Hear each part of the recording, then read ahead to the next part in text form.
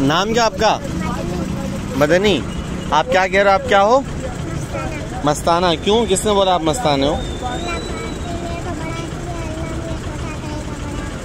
हाँ, मस्ताने नहीं हो आप, बिल्कुल ठीक ठाक, इतने अच्छे इतने प्यारे लड़के हो। उम्र क्या है आपकी? 17 साल है। अच्छा, क्या करते हो? हैं? मेरी दुआ लगती है। अच्छा, आपकी दुआ लगती है। हाँ, लेकिन ये आप बोला, ये मत बोला करो मैं मस्ताना हूँ, बोलो भाई मैं ठीक ठाक हूँ। स्कूल पढ़ते हो? बिल्कुल नहीं पढ़ा। मदरसा पढ़ा है? कितना? कुरान ख़त्म किया है? अच्छा, अभी क्या करते हो? अब्बू क्या करते हैं आपके? अब्बू मेरा फोत हो गए। बड़े भाई हैं, वो क्या करते हैं? काम पे अच्छा,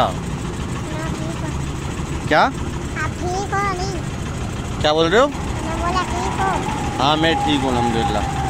अच्छा, ये देखो, ये भाई, ये बच्चा है, बच्चा तो नहीं है, 17 साल का लड़का है, मदनी नाम है इसका, बहुत ही प्यारा है।